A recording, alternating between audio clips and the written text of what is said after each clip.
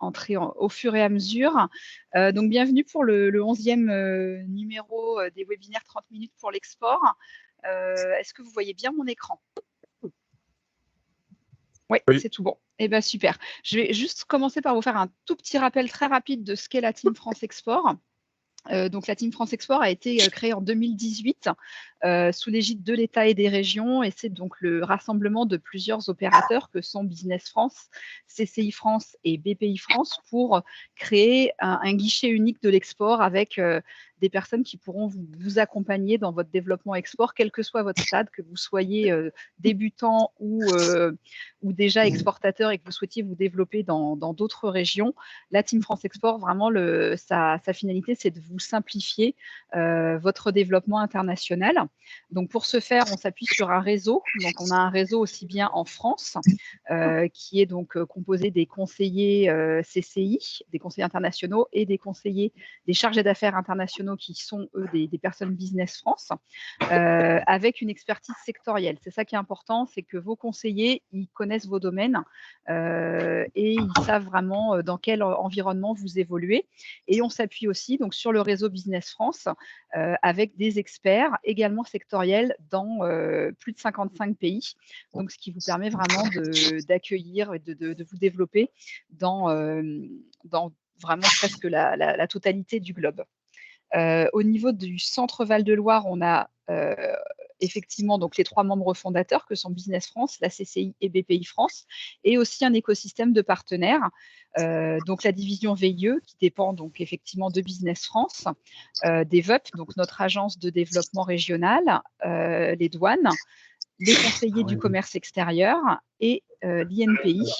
Donc voilà, nous, notre rôle, c'est que vous contactez votre conseiller international et ensuite, il pourra vous mettre en relation avec les différents conseillers de notre écosystème. Pour info, je vous enverrai la présentation à l'issue et puis aussi les coordonnées des conseillers internationaux.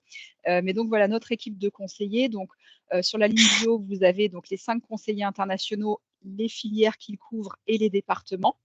Eugénie est notre chargée d'affaires internationale, ce qui veut dire qu'elle va s'occuper des PME de croissance et des ETI. De toute façon, vous frappez à une porte, vous serez jamais, si vous ne frappez pas à la bonne porte, on saura vous rediriger à l'interlocuteur. Et aujourd'hui, je suis ravie d'accueillir Ronan Jourdain, qui est notre directeur interrégional au niveau de Business France et qui va donc nous présenter le plan Oser l'export qui a été dévoilé donc fin août 2022 et les mesures sont mises en place petit à petit. Et donc voilà, Ronan va vous présenter tout ça. Merci beaucoup Estelle, bonjour à tous, très heureux d'être avec vous ce matin, merci de m'avoir invité. Écoutez, j'ai essayé, c'est un peu une gageure de présenter ce plan Oser l'export là, qui comprend 13 mesures. Je vais me concentrer sur 8 mesures sur lesquelles on a une action directe et puis évidemment je pourrais vous présenter très rapidement les autres et si vous avez des questions, s'il reste un peu de temps pour les questions à la fin, j'y répondrai volontiers. Alors, peut-être, ces mesures portent à la fois sur de l'accompagnement collectif, sur du VIE. Ce sont soit des aides directes, soit des aides indirectes, donc soit de la subvention directe, soit des tarifs réduits, vous allez voir ça, sur des programmes d'accompagnement. Alors, je vous propose de présenter tout de suite la première mesure, c'est ce qu'on a appelé le volontaire territorial de l'export. Alors, le volontaire territorial en entreprise, pour certains d'entre vous, peut-être que vous deviez vous en souvenir, enfin, il existait, c'est BPI qui le portait. On a décidé d'en faire un dédié à l'export. Alors, ça concerne, comme vous le voyez, alors bon, il y a beaucoup de textes, hein, mais je vous décris rapidement la mesure. C'est réservé aux PME et aux ETI. Ça concerne le financement d'une mission, hein, alors non pas un contrat de travail, hein, mais une mission d'un jeune qui est diplômé depuis moins de 2 ans, une formation au moins. Ouais, je vais couper un micro. Couper les micros. Ça concerne des jeunes qui sont diplômés de Bac+3 ou plus, Ça peut être des CDD, ça peut être des CDI. Et là, l'idée, c'est d'inciter vraiment les entreprises à embaucher des jeunes dans le cadre d'une mission. Cette mission doit être bien sûr dédiée à l'export. L'aide, elle est de 50% des dépenses liées à cette mission. Les dépenses, évidemment, on peut mettre la rémunération du jeune, ça va sans dire, et avec un plafonnement à 12 000 euros. Voilà, c'est vraiment une mesure incitative pour employer un jeune dans le cadre d'une mission export d'une entreprise qui est plutôt dans une phase de démarrage à l'export. Pour ceux qui connaissent le VIE et qui ont peut-être utilisé des VIE, volontaires internationaux d'entreprise, donc c'est des jeunes qui sont positionnés à l'étranger, un peu avant le départ des jeunes à l'étranger, pour le compte de l'entreprise, on a besoin de le former, on a besoin de lui faire connaître l'entreprise, ses produits, ses services. Et cette petite phase-là, durant laquelle le jeune est en France, qui peut durer quelques mois, qui peut être un CDD, correspond complètement à ce que peut être un VTE export. Donc, vous voyez, on peut commencer finalement par un VTE export, qui est donc aidé jusqu'à 12 000 euros. Puis après, vous pouvez, si vous le souhaitez, projeter, c'est pas très joli comme terme, mais projeter le jeune sur des marchés cibles à l'étranger. Je veux bien la slide suivante, merci. Donc justement, en parlant du VIE, donc là, pas de grands changements, si ce n'est une prorogation d'une mesure qui existait déjà concernant le VIE. Je ne vais pas vous parler du VIE, hein, parce que ce serait beaucoup trop long et c'est assez dense comme dispositif. En revanche, on avait, peut-être que vous en souvenez, mis en place une aide spécifique pour des jeunes qui seraient issus, ça c'est une volonté du gouvernement, des quartiers prioritaires de la ville ou avec des formations courtes. On s'aperçoit que les VIE, ils sont souvent utilisés par des jeunes qui sont plutôt bien diplômés, si on peut dire, en tout cas, école de commerce, école d'ingénieur, souvent avec des formations complémentaires. Là, l'idée, c'est de pouvoir vraiment ouvrir le VIE. C'était déjà le cas avant, mais là, on essaye de l'inciter à des jeunes avec des formations beaucoup plus courtes. Et c'est très souhaitable également, évidemment, dans des pays comme le Japon, par exemple. On a besoin de gens dans la pâtisserie, dans la boulangerie. Voilà, pas besoin d'avoir fait une grande école pour ça. Et pour autant, il faut une formation spécifique. Ça peut y aider avec une petite aide de 4 500 euros. Voilà, on Et va Ronan, je passer. me Oui, permets juste d'ajouter que la région Centre-Val de Loire permet aussi de vous aider et de vous soutenir avec une aide de 5 000 euros pour des exactement. départs de jeunes VIE. Donc, si vous ne Oui, l'aviez pas en tête, la région Centre-Val de Loire accompagne aussi pour que nos jeunes partent au service des entreprises. absolument. Merci de le rappeler. Oui, c'est un oubli de ma part. Alors, le réflexe export dans les territoires. Donc, l'idée, là, c'est de pouvoir sensibiliser les parlementaires à l'export. Alors là, ça ne vous concerne pas directement. Je vais passer très rapidement sur cette mesure, mais c'est juste pour vous informer. L'idée, c'est vraiment que on sait bien que la région Centre-Val-de-Loire, Estelle l'a dit, je parle du conseil régional, est impliquée à l'export. Elle a une belle agence avec DevUp qui fait beaucoup pour l'export, notamment sur le collectif. Mais souvent, on s'aperçoit que nos parlementaires ne sont pas toujours très, très au fait des enjeux de l'export. Et là, l'idée, c'est de les sensibiliser en région. Donc, on l'a fait il y a pas plus tard qu'il y a une dizaine de jours avec le député La Baronne, près de Tours. Avec évidemment un auditoire d'entreprise, ça permet à la fois de sensibiliser l'entreprise et de faire prendre conscience aux parlementaires, encore une fois, de l'enjeu de l'export. Voilà, j'espère qu'il y en aura d'autres sur le centre Val-de-Loire. Pavillon pour tous. Bon, là, ce sont clairement des salons auxquels certains d'entre vous doivent certainement participer.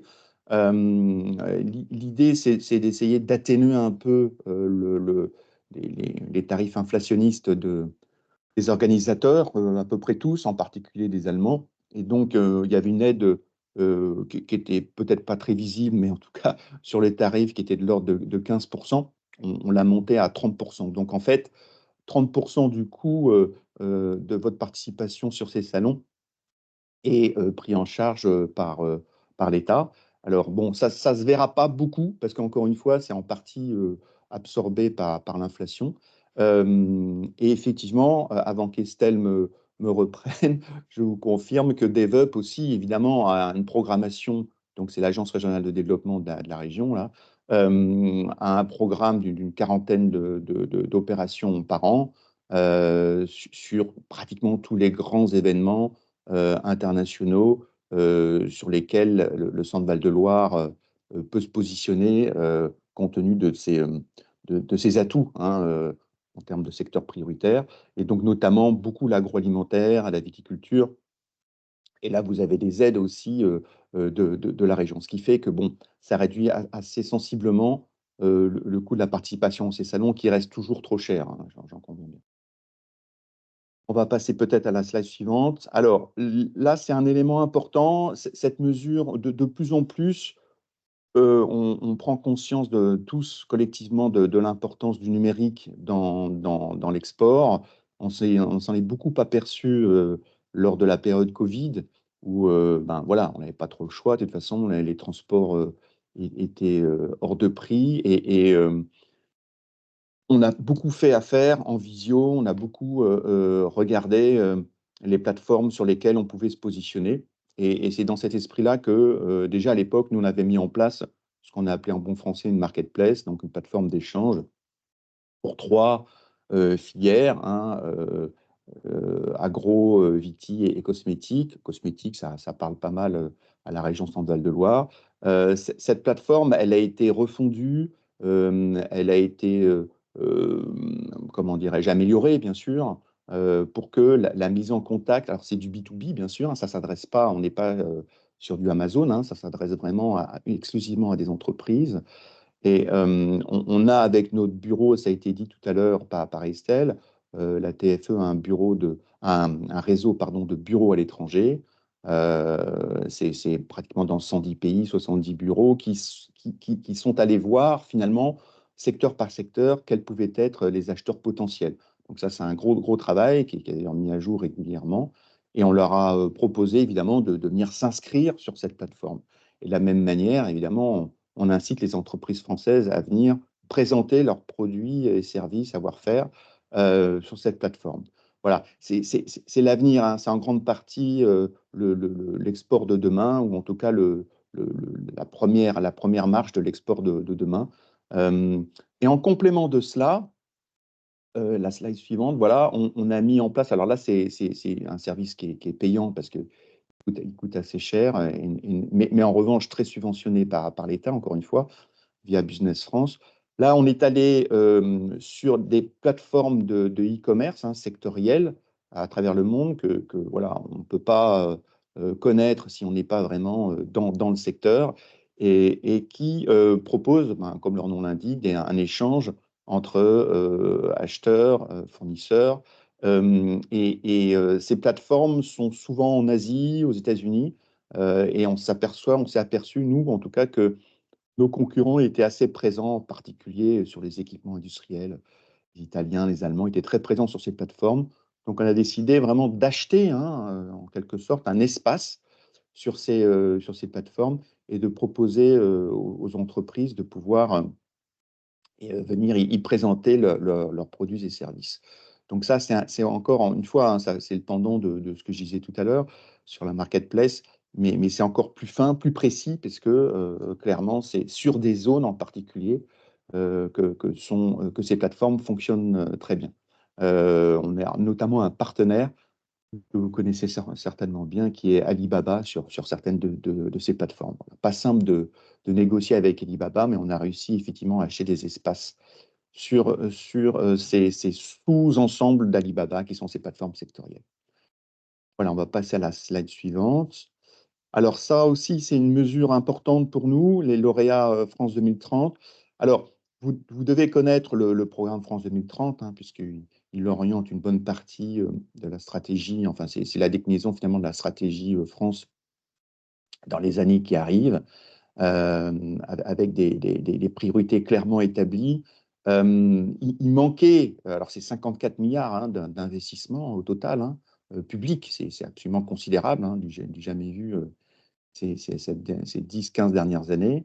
Et on s'est aperçu qu'il manquait, de notre point de vue, un volet export. Et donc, on a levé la main et on a demandé à ce que ce volet puisse être inséré dans ce beau programme, ce qui a été retenu, hein, et donc, là, ça s'adresse aux lauréats, vous voyez, c'est dans conditions un peu sur la droite, là, aux lauréats de French Tech 2030. Donc, tous les lauréats de French Tech 2030 d'office sont éligibles à ce dispositif et toutes les PME qui seront lauréates de France 2030. Donc là, ben, enfin, peut-être pas chaque jour, mais en tout cas assez régulièrement, des lauréats qui ont évidemment déposé un dossier peuvent être retenus et toutes celles-là seront étudiées et on pourra leur proposer d'intégrer donc ce dispositif et de suivre un parcours euh, accompagné en cela par des conseillers de la TFE qu'évoquait Estelle tout à l'heure, les conseillers internationaux. Alors, l'aide, non, non j'ai pas Pardon. évoqué l'aide en fait. Non, merci Estelle. L'aide, c'est 50% des dépenses engagées dans le cadre de ce parcours export.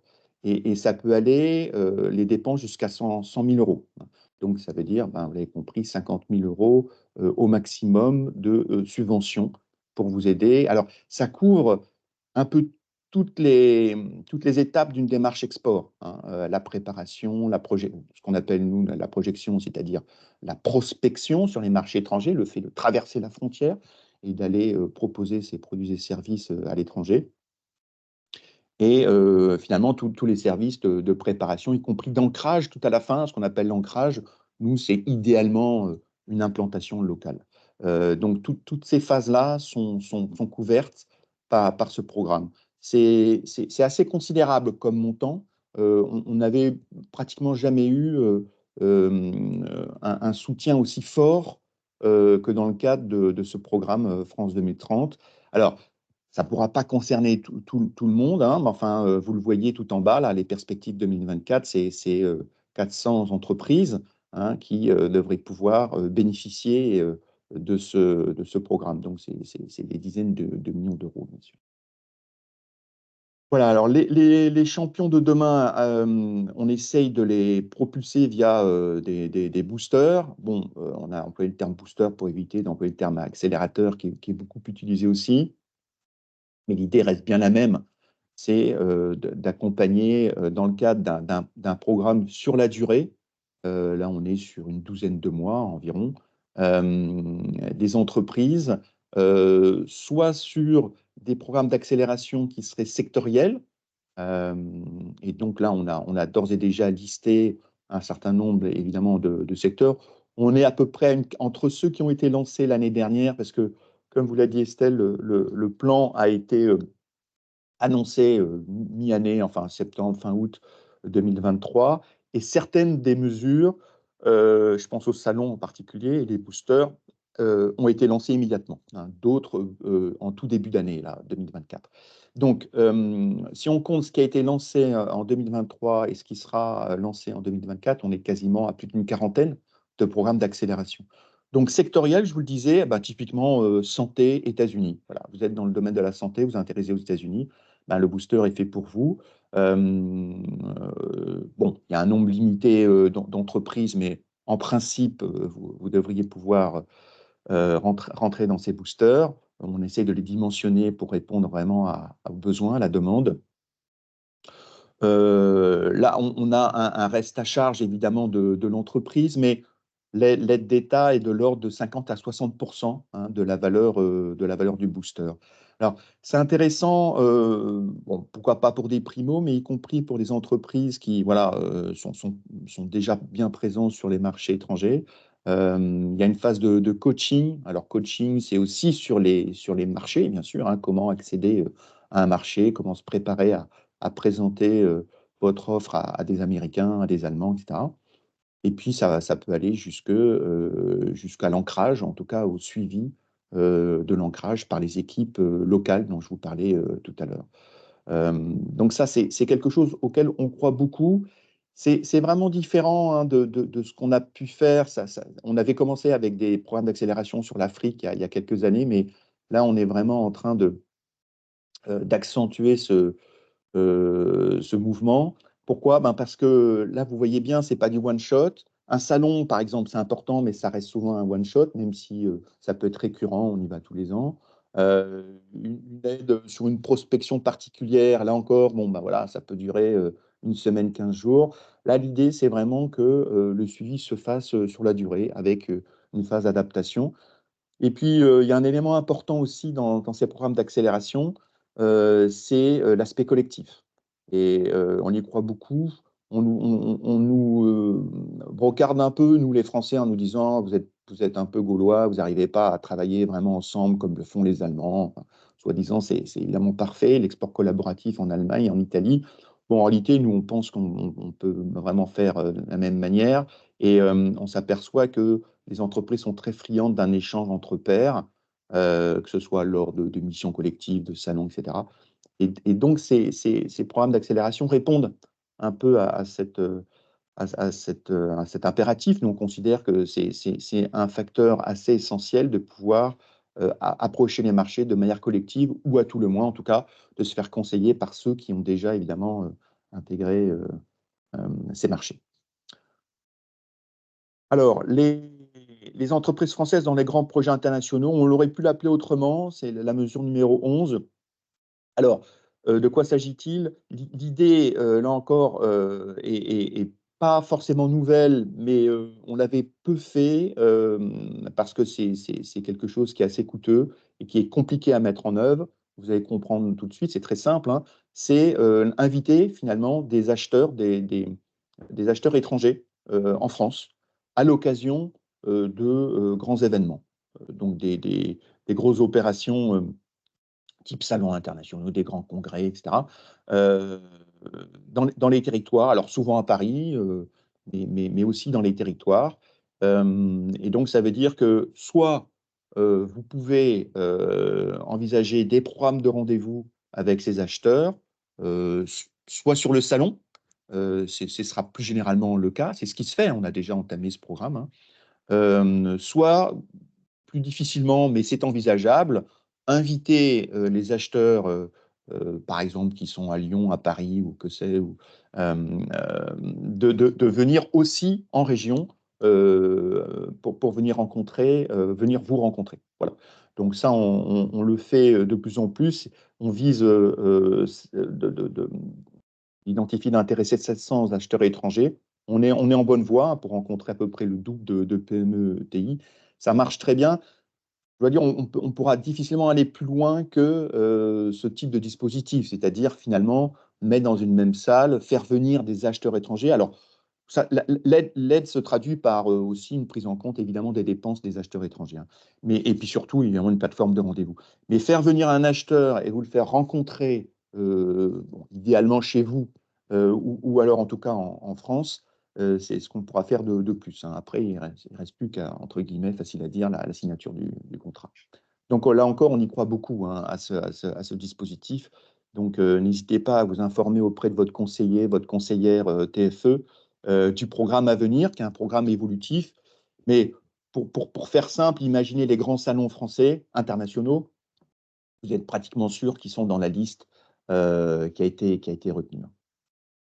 Voilà, écoute, question-réponse. Alors, ce que je propose, malgré tout, Estelle, puisque il reste 6 minutes. Quelques minutes, oui, tout à fait. Ouais. Alors, soit on prend quelques questions-réponses et vraiment, je suis à votre écoute.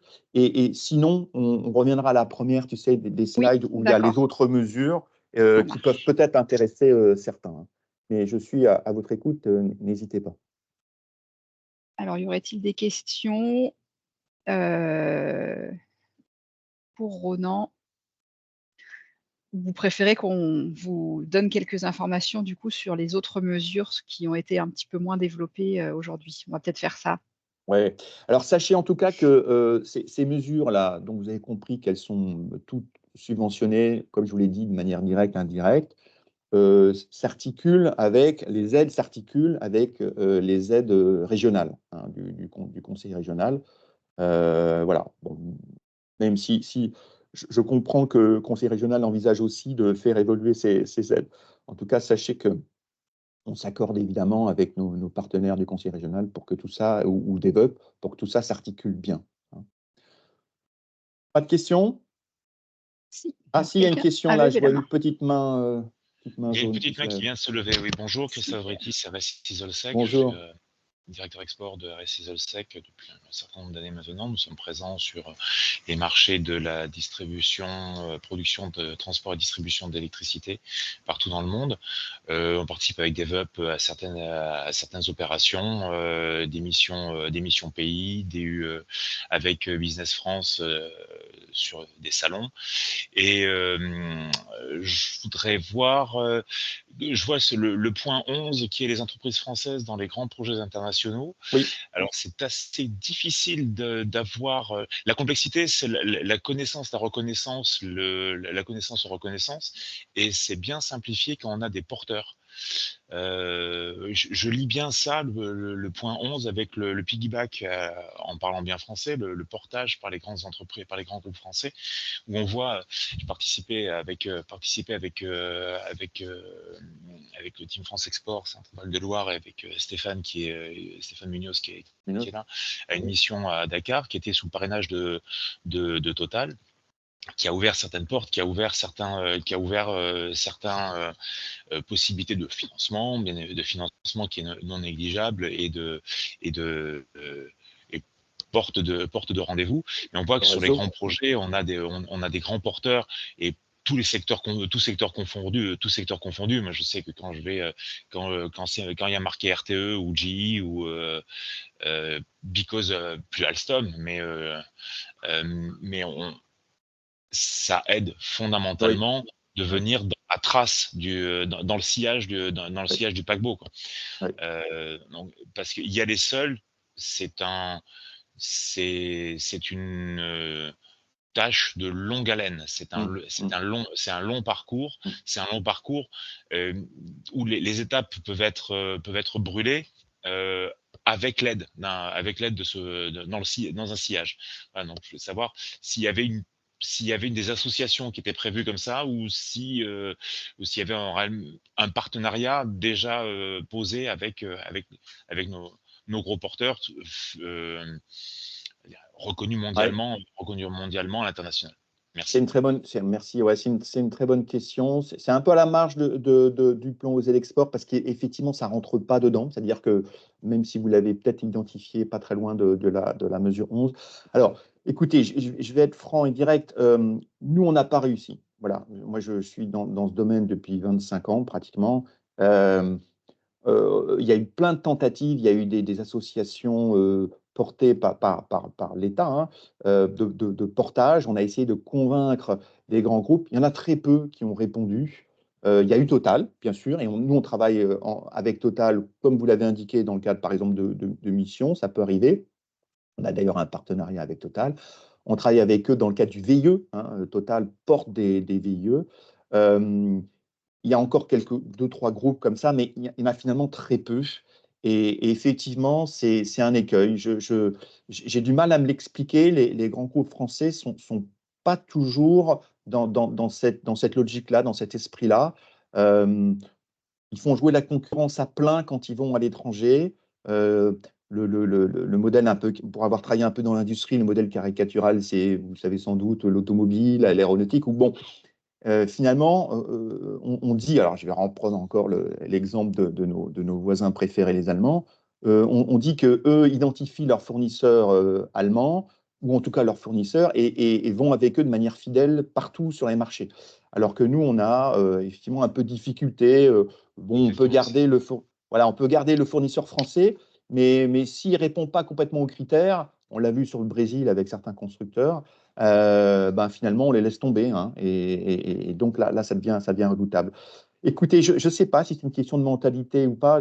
Alors, en revanche, l'espoir, le côté positif, c'est qu'on a un réseau que vous devez connaître, hein, Christophe, qui est celui des conseillers du commerce extérieur de la France. Alors, ce n'est pas la même chose, bien sûr, mais néanmoins, ils sont 4000, ils sont partout dans le monde, en France, mais partout dans le monde. Et moi, pour avoir travaillé un peu à l'étranger aussi, enfin au Canada, dans les conseils du commerce extérieur, vous aviez les responsables de Total, d'Engie, enfin de la plupart des grands groupes français du CAC 40. Et pas tous, mais un certain nombre. Et ils se rendaient pour certains disponibles. Alors voilà, c'est pas tout à fait ce que vous avez dit, mais ça y ressemble un peu.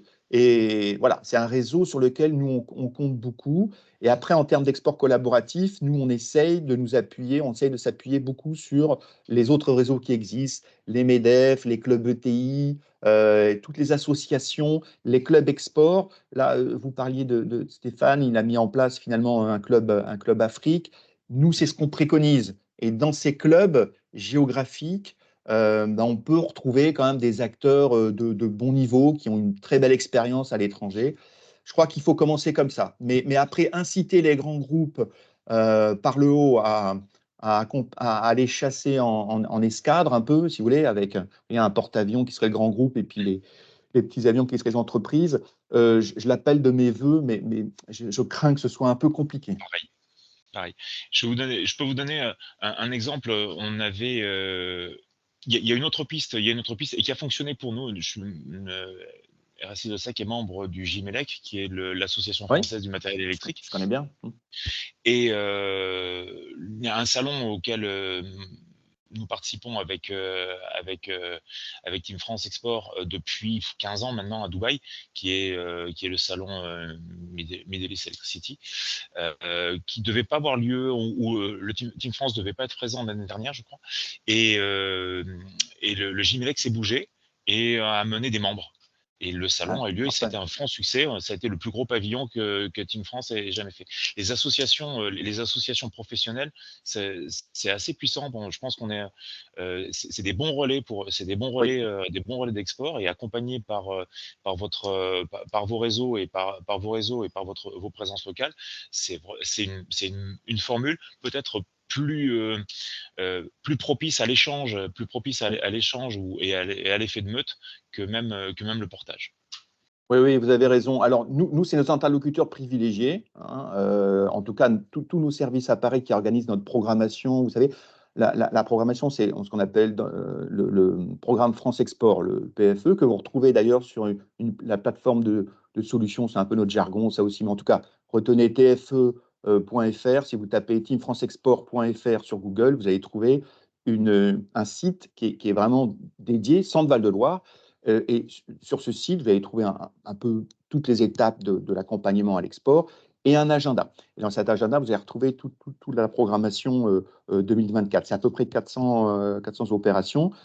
Le premier partenaire qu'on contacte pour mettre en place cette programmation, ce sont évidemment tous les syndicats, hein, toutes les organisations professionnelles sectorielles. Et depuis toujours. Hein. Alors, il y en a qui arrivent à bien entraîner, il y a une courroie d'entraînement forte sur les marchés extérieurs. C'est malheureusement pas vrai de toutes. Hein. Celles qui sont bien établies depuis longtemps, ça fonctionne bien, ça roule. D'autres, c'est plus compliqué. C'est plus compliqué parce qu'elles ne font pas que de l'export, hein, ces structures, syndicales, enfin ces organisations professionnelles. Et parfois, l'export, c'est un peu le parent pauvre. Mais vous avez raison, il faut s'appuyer dessus. Et ils ont un pouvoir d'entraînement et de conviction sur leurs membres qui est tout à fait essentiel. D'ailleurs, les décisions sont prises par leurs membres en assemblée en général, hein, sur la programmation. Est-ce qu'il y a d'autres questions? On a dépassé le temps. Oui, on a dépassé de quelques minutes, mais bon, c'était intéressant d'avoir aussi un témoignage et un retour d'entreprise. Donc, merci en tout cas, Christophe, d'avoir pris la parole pour nous raconter un petit peu vos dernières activités. Comptez sur moi. Bon, moi, ce que je peux vous dire, juste peut-être pour terminer, Estelle, c'est rapidement sur les autres mesures. Bon, Académie pour l'export, l'idée, c'est de la former finalement, hein, les entreprises sur ce volet-là.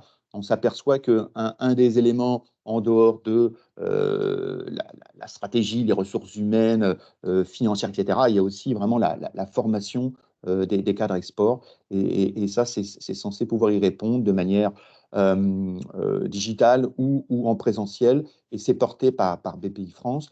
La marque France, bon, simplement, on s'aperçoit, vous l'avez vu, hein, avec les French Tech, avec les différentes marques qui ont été déclinées sur l'agro, sur la santé, etc., on porte mieux en collectif quand on a vraiment un blason, un emblème à mettre en avant, si je puis dire.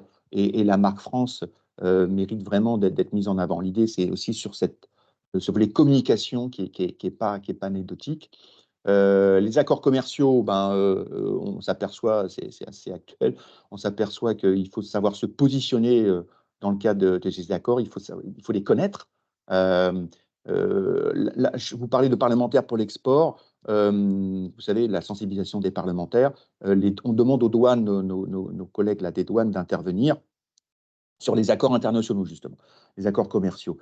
Écoutez, on s'aperçoit que les entreprises connaissent assez peu ces accords et elles les emploient peu.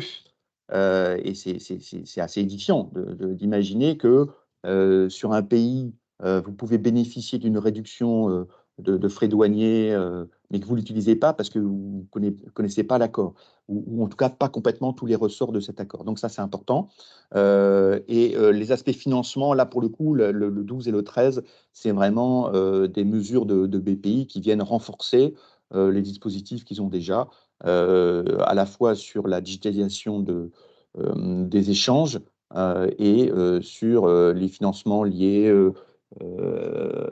les projets de transition environnementale. De toute façon, transition digitale, numérique et transition environnementale sont aujourd'hui des priorités pour BPI. Quand je dis que ce sont des priorités, c'est que l'inverse est vrai aussi, c'est-à-dire que tous les projets qui peuvent toucher à la production de matières fossiles, enfin de hydrocarbures, sont aujourd'hui quasiment plus, je crois même plus du tout financés par des pays. Et donc, à l'inverse, sur le digital et les questions environnementales, là, pour le coup, il y a des financements qui sont assez largement dotés. Voilà, j'en ai terminé, celle. Merci beaucoup, Ronan, pour toutes ces informations. Alors, tu as très bien introduit. Ah, je ne suis plus en diaporama. Voilà, je voulais juste, moi, vous prévenir du prochain webinaire qu'on organisera, du coup, le 9 avril à 9h30. Et justement, ce seront les douanes qui seront notre invité. Donc voilà, n'hésitez pas à le noter dans votre agenda. Et donc, tu parlais du site teamfrance-export.fr. Donc voilà, je vous ai mis juste le lien. Je vous enverrai la présentation. N'hésitez pas à aller le visiter parce qu'il y a une refonte du site qui vient d'être faite. Donc, vous avez énormément de contenu, des fiches pays avec vraiment des statistiques, des informations qui sont rédigées par les personnes dans les bureaux. Donc, vous avez vraiment accès à tout un éventail d'informations. Et le petit plus, c'est de vous créer votre compte. Comme ça, vous remplissez un questionnaire assez simple avec votre domaine d'activité, les pays qui vous intéressent. Comme ça, à chaque fois que vous vous connectez, l'information est mise à jour automatiquement et vous n'avez pas à la chercher. Donc voilà, n'hésitez pas à créer votre compte sur le site Team France Export. Nous, on va aussi ajouter donc les événements que l'on va organiser, les prestations d'accompagnement. Donc voilà, il est tout neuf. Donc n'hésitez pas à aller le visiter. Et puis encore merci à tous pour votre participation. Merci Ronan pour toutes ces explications. Merci à vous. Et puis voilà, moi je vous enverrai la présentation, le replay, les coordonnées des conseillers en région pour que vous puissiez du coup revenir vers eux si vous avez des questions ou s'il y a des sujets que vous souhaitez approfondir. Merci à toutes et à tous et très bonne journée. Au revoir. À bientôt, merci. Merci, bonne journée.